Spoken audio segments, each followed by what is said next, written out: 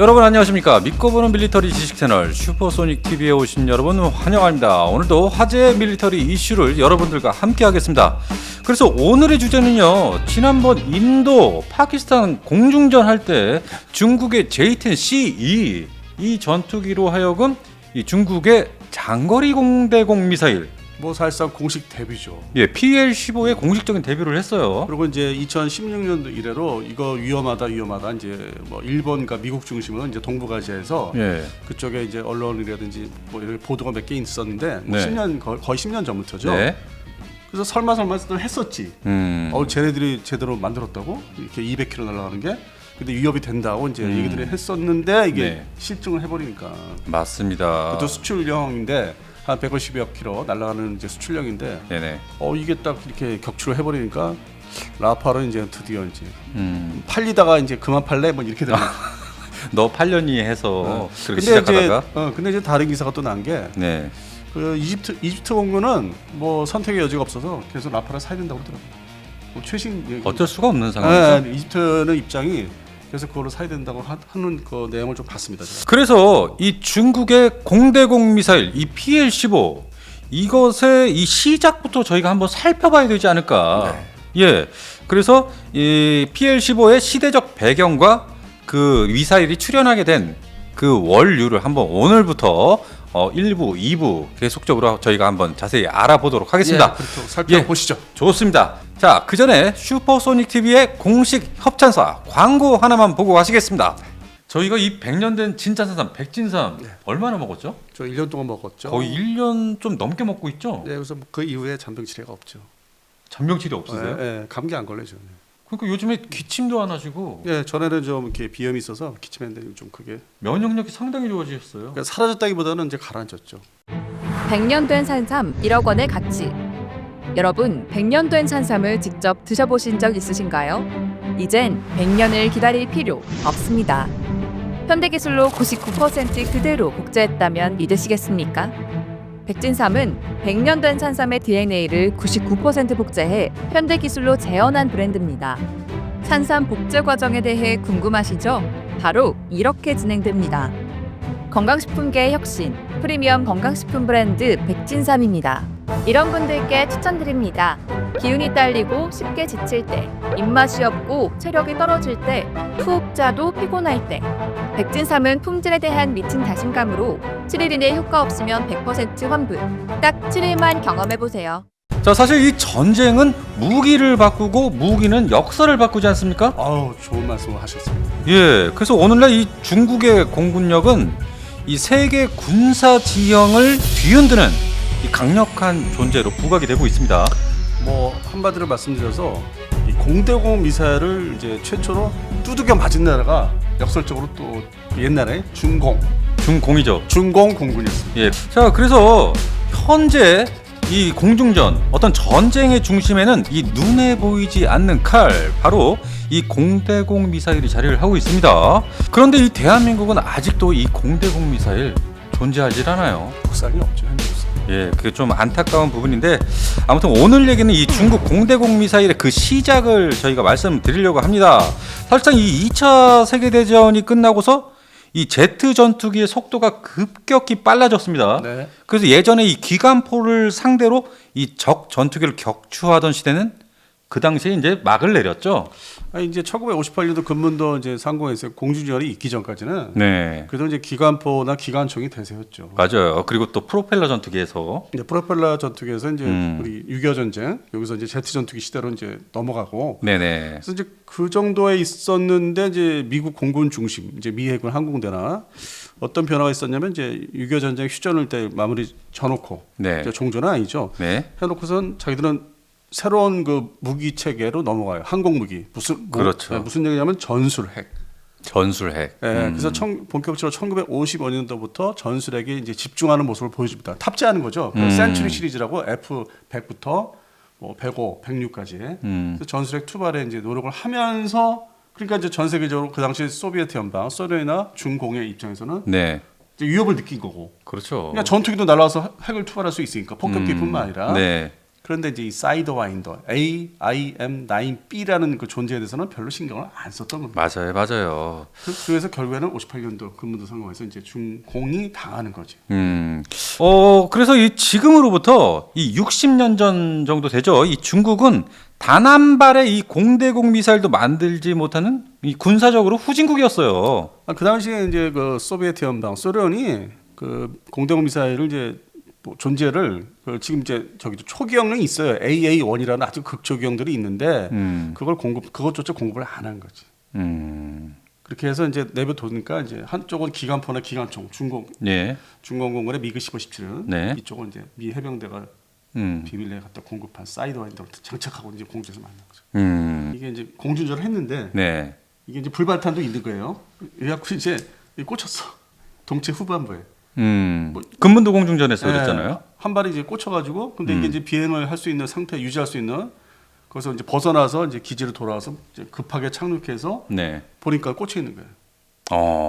그래서 이제 야 이거 신형 무기다 빼라 뽑아내라 막 그게 이제 뭐 폭발할 수 있는데도 뽑아내서 자기들 자체로 이제 분석을 했는데 그 당시에 그 중공 기술력이 전혀 없었죠. 그런 거를 분석하는 전혀 없었죠. 그러니까 이제 안 되니까 하다 안 되니까 이제 그 당시 소련으로 이제 넘긴 거죠. 1958년도까지만 해도 소련하고는 관계는 뭐 그렇게 나쁘진 않았습니다. 그러니까요. 1956년만 해도 이 미국은 이미 AIM-4 팔콘 그리고 AIM-9 사이드와인더 같은 이 적외선 유도 공대공 미사일을 실전 배치를 했습니다. 네, 여기서 지금 그 AIM 그 4 팔콘 얘기했는데 이거는 이제 미공군을 위해서 만든 거고. 그렇죠. 그리고 이제 AIM-9 그 사이드와인더 그때는 이제 B형인데 이거는 이제 미 해군 해병대를 위해서 별도로 이제 개발이 따로 된 거예요.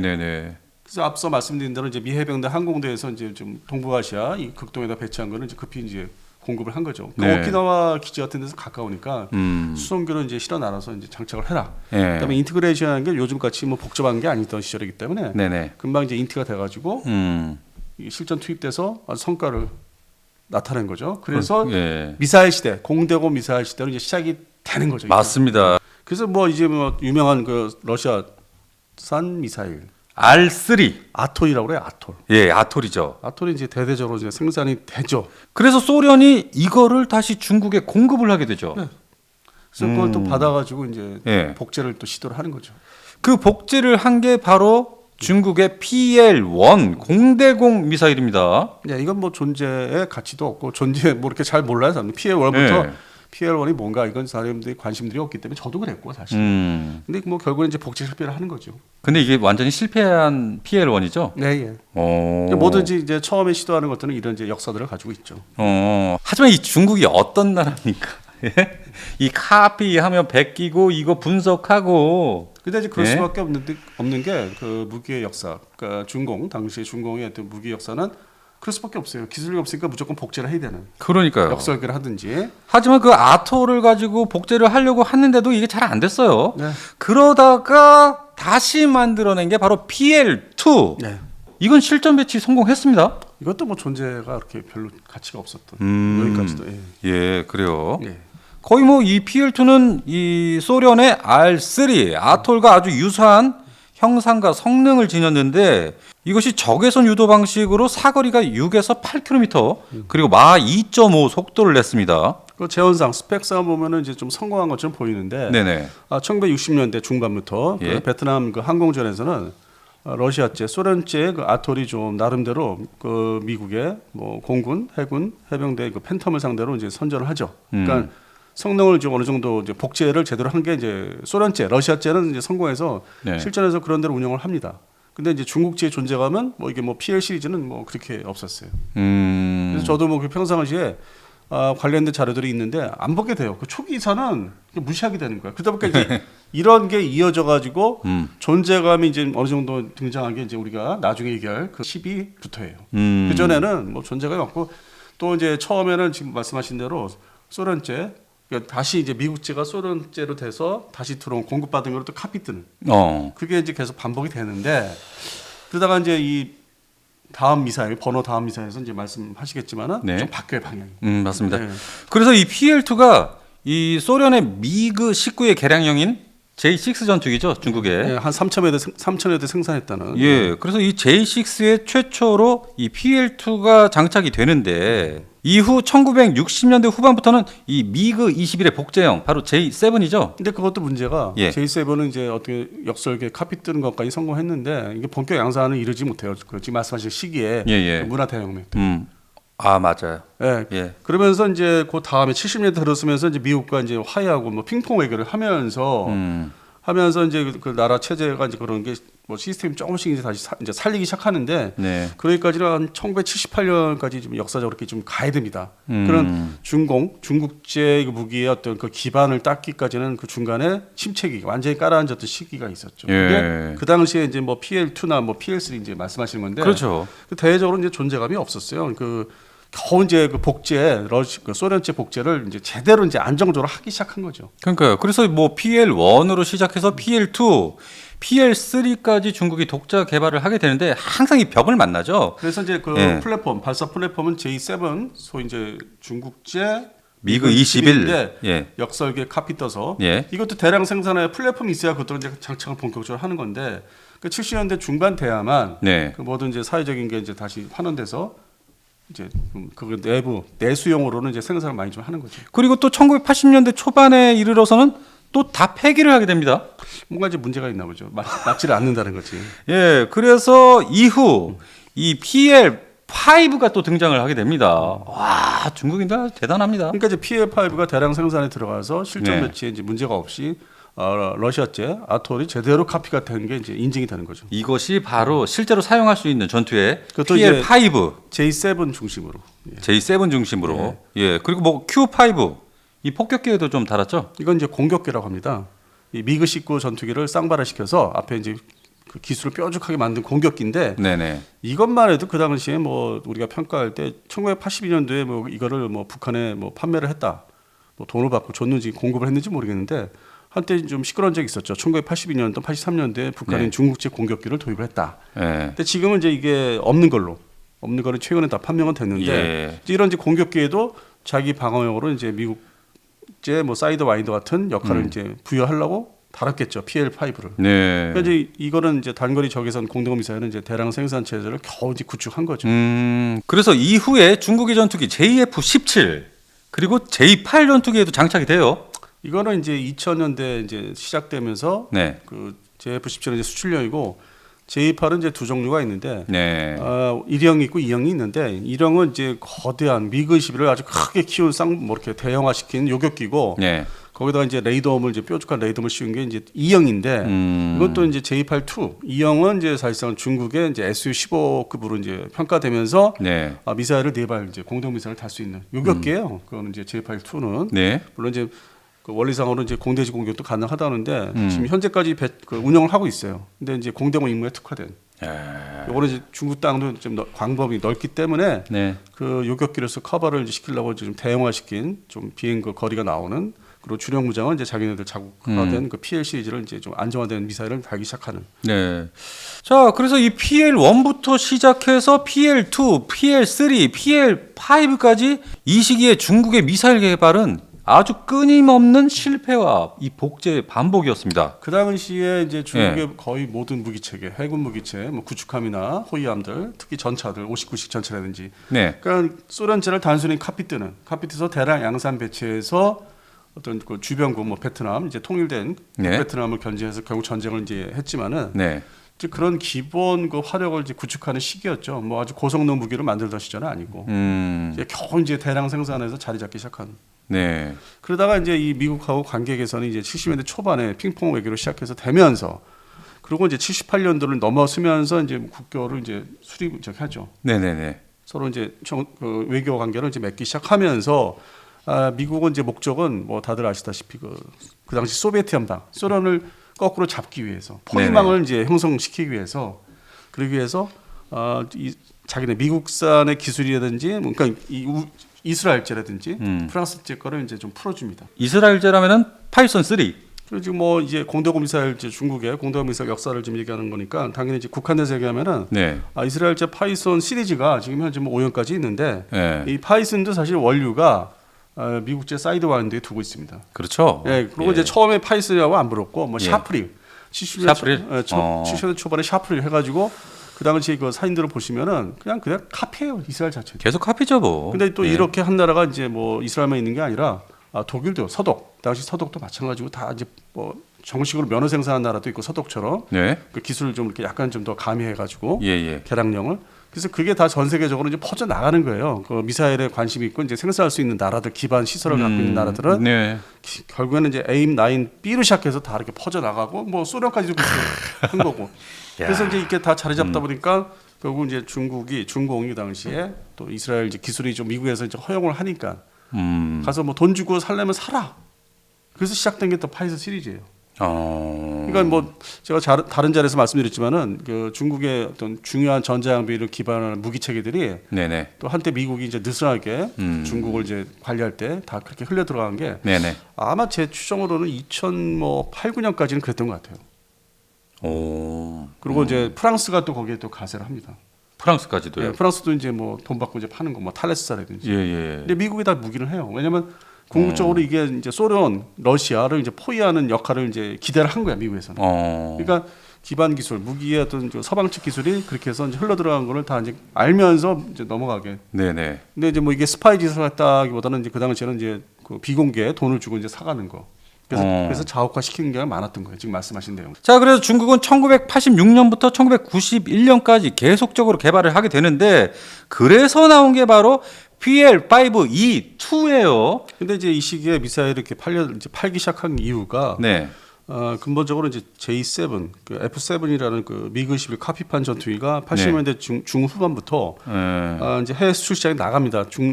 드디어. 이제 주로 이제 중동 지역하고 네. 그다음에 이제 아프리카 지역에. 최초의 수출인 거죠, 이 PL 시리즈. 아니 그 J7 전투기가 이제 가면서 같이. 같이 갈 수밖에 없는 거니까. 네, 그리고 이제 이란 이라크전이 이제 1980년부터 88년까지 진행되고 있었기 때문에 네. 이라크나 이란 쪽에서 이제 뭐 무기를 좀 사야 되는데 특히 이라크가 이제 무기가 더 필요해서 프랑스제하고 이제 러시아제, 프랑스제 그다음에 중국제를 또 사오기 시작합니다. 그게 1980년대 후반이에요. 그러니까 이제 중후반으로 이제 길게 네. 보셔야 되고 후반 말로 가면은 이제 뭐 지금의 짐바브웨, 뭐 탄자니아 이런 나라들이 지금 아직 J7을 갖고 있는데 다 이제 그때부터 판매를 이제 서로 이제 관계도 뭐 서로 이제 좋게 하면서 네. F7, J7 전투기를 도입을 이제 하면서 이제 지금까지 운영을 하고 있습니다. 아. 그러니까 기원이 이제 거의 30여 년 전에 이런 이제 전투기 수출부터 시작해서 그러면서 미사일도 같이 껴서 이제 파는 네네. 거죠. 예, 그래서 현재까지는 이제 가지고 있는데 이것도 이제 이미 옛날 구형화된 무기죠. 자, 이렇게 중국은 최초의 공대공 미사일 수출, 바로 그것이 PL5E인데요. 그러니까 적외선 유도 방식이죠. 네네. 하지만 여기서 이 단거리 미사일로만으로는 안 이 되죠. 공중 우세를 장악을 못해요. 네. 그래서 1980년대 후반 이 프랑스에서 R530D라는 중거리 미사일을 참조해서 세미 액티브 방식이고요. 네네. 그러니까 이제 우리 예전에 보유했던 스페로 미사일급이고, 근데 아무래도 뭐 스페로 미사일이 더 성능이 좋고, 근데 이제 이게 웃기는 게 이제 반능동. 소위 이제 레이더 유도를 해서 맞추는 스페로 같이 그 미사일이 당연히 필요했고 제 기억으로는 1991년도 2년도에 이제 무슨 방산 전시회 이제 제한적인 방산 전시회 중국 사람들이 이제 그거를 이제 공개를 해요. 이런 카피 뜬 거를. 근데 모양새가 외형이 지금의 R530D 쪽도 뭐 얘기가 되고 있지만은 네네. 미국제 스페로를 카피 뜬. 그래서 무슨 얘기냐면은 미국의 스페로도 역시 동맹국한테 이제 그 개량형을 이제 만들 수 있는 기술을 줍니다. 그게 첫 번째가 이제 영국이고, 그리고 이제 이태리도 이제 만들 수 있고. 그래서 이제 이 나토 동맹국 중심으로 퍼져 나가요. 네. 근데 이거를 중국이 좀 그 기술을 가져갈 수 있도록 이제 미국이 허용했던 나라가 이제 경로가 네. 영국보다는 이태리 알레니아사 거기에 이제 아스파이드 미사일이라고 있어요. 지금 이제 사용하는 건데 네. 이게 다 이제 족보가 이제 스페로 계통인데. 아. 요거를 이제 그대로 이제 기술을 돈 주고 사와서 똑같이 만들어요. 그게 91년 2년도에 제가 이제 봤던 기억이 나는데 예. 여러 가지 자료를 통해서 예. 보니까 그래서 이제 중거리 미사일은 이제 이렇게 미국이 서방 측이 이제 허용한 기술을 받아서 이렇게 만들기 시작한 거죠. 그러니까 이때만 해도 겨우 이제 또 다른 이제 서방 측의 미사일을 카피 뜨는 그런 시절이었기 때문에 네. 제 기억으로도 30년 전에 보면서 어이구 이거 봐라 스페로를 카피 떴네. 근데 이거 대량 생산 될까? 그러던 시절 좀 발전했네. 그 전보다는 그 사이드와인더 카피 뜬 시절보다 발전했네. 예. 그러면서 이제 전차도 지상군 전차에도 뭐 이제 59씩 숫자는 이제 59씩이 그렇죠. 발전돼서 뭐 69씩이 나오고 예. 뭐 80씩이 나오고 맞아요. 그래서 예. 이게 이제 이란 이라크전 이제 그 여파로 이제 수출이 좀 나가기 시작하면서 그러면서 그때부터 걔네들 이제 중국 애들 방산이 조금씩 올라가요. 이때부터 진짜 성장을 하게 되죠. 그리고 이제 1990년대에서 예. 2004, 5년까지는 미국이 지금처럼 이렇게 철저하게 감독, 감시를 안 해서 기술이 어떤 퍼져나가고 들어가는 거예요. 왜냐면 같은 편이라고 생각했기 때문에 미국의 오바마 정권 때까지만 해도 많이 느슨하게 이제 관리를 거의 안 해서 그냥 훔쳐갈 수 있고 아니면 돈 주고 사든지 네. 그게 이제 상당히 흔하던 시절이었죠. 그게 1990년부터 뭐 한 2007, 8년까지. 그래서 그 기반이 네. 그 당시에 미국 중심 서방 측이 돈 받고 판 거 아니면 허용하고 훔쳐간 거 다 합해서 기반이 자리 잡아서 지금의 이런 그러니까요. 고성능 무기가 나온. 그러니까 최초는 그러니까 미국제 AIM-9B였고 어쩔 수 없고. 그다음 이스라엘제, 그다음 또 프랑스제, 그 번째 말씀드린 이태리제. 이태리제까지. 뭐 엔진 계통은 독일의 MTU사가 이제 팔기 시작하고. 그다음에 또 다른 이제 고성능의 센서 종류는 또 영국제가 들어가고. 그 야금야금 역사가 다 있어요. 그게 그러니까 미국이 스스로 이제 뭐 자초한 것도 있죠. 소비에트 연방을 이제 포위하기 위해서 또 다른 지금의 인도 같은 이제 그 생각, 인도 같이 생각하면 이용을 해야 되겠다. 네. 키워준 거예요, 사실은. 스스로 키워준 거예요, 그거는. 그리고 지금 와서 이제 트럼프가 뒤늦게 이제 난리를 치는 거지, 이제 트럼프가. 트럼프 1기 때 그렇고 2기 때 그렇고 바이든은 이제 조금 쫓아간 것도 있고. 네. 그래서 역사적으로 이게 그냥 보면은 다 어우러진 거예요. 경제 문제, 서로 교류 문제, 외교 문제, 그러면서 이제 무기 문제가 나오면서 이번에 깜짝 놀라게 한 게 PL-15. 이게 이제 뭐 등장을 이제 하는 거죠. 맞습니다. 자, 그래서 이 프랑스의 기술을 받아서 나온 미사일 자체가 바로 공대공 미사일 PL-11인데요. 이것은 그 전에 최초의 수출을 했던 이 PL-5E 이것이 사거리가 10km예요. 그런데 이제 PL-11에 이르러서는 사거리가 35km로 늘어나게 됩니다. 이건 세미 액티브니까 네네. 35km도 그렇게 긴 건 아니죠. 보통 이 세미 액티브 표준 그 사거리가 스페로 기준으로 하면 50km는 되죠. 그렇죠. 네. 거기다가 속도는 마하 3.5.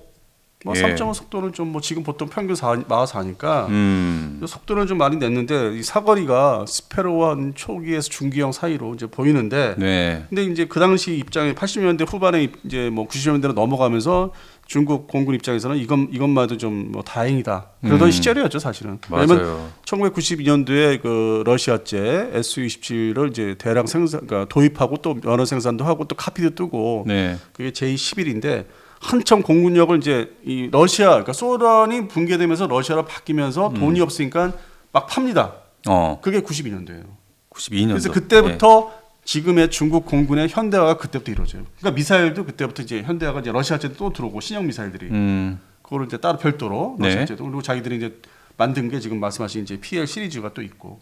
맞습니다. 그때는 이제 막 혼합이 되던 시기가 시작이 되고 또 그거를 이제 미국에서는 또 한편으로는 이제 견제하기 위해서 대만의 그 당시 부시 정권인데 대만의 이제 전투기 판매를 승인하죠. 그게 바로 이제 지금의 F-16 전투기하고 미라주 2000. 그래서 그 전투기를 이제 그 상대 경쟁 관계니까 네. 그 당시만 해도 뭐 서로 시작이니까 뭐 그래서 1996년부터 97년 사이에 지금의 F-16 그 당시 AB 그다음에 이제 미라주 2000-5를 이제 도입을 하게 되죠. 다 인수를 받게 되죠. 이렇게 보면요, 중국이 이 자국의 이 자존심보다는 실리를 선택해서 계속적으로 기술을 도입했고 지금의 정도까지 오게 된 거네요. 그래서 이제 과거에 네. 그 미국과 이제 국교 수립을 이제 하면서 미국이 어느 정도였냐면은 토 대저차 미사일도 준다든지. 네, 그리고 뭐 이제 MK48 중어뢰. 그리고 이제 공군 전투기는 이제 공동 개발 형식으로 해서 뭐 지금의 JF-17에 그 기원이 있어요. 올라가면 JF-17의 초기형이 있어요. 네네. 미국이 이제 뭐 좀 도와줘가지고 뾰족하게 미근식을 현대화시킨 그 원류가 사실은 이제 어떻게 보면 미국이 그걸 다 이렇게 지원을 해주면서 기원이죠, 기원. 네, 그리고 90년대 서로 우리 대한민국도 이제 포함되지만은 이제 무역 교류가 이제 엄청 활발해지기 시작하면서 서로 이제 뜯어먹기 시작하는 것이 맞습니다. 그래서 거기에 취해가지고 이제 그냥 아무 생각 없이 그냥 의심을 하더라도 아무 생각 없이 흘러가는 게 바로 이제 오바마 정권 때까지. 맞습니다. 그러면서 드디어 21세기 초 이 PL-12 공대공 미사일이 등장을 합니다. 이때부터 바로 이 중거리 능동 레이더 유도 시대가 열리게 되는데요.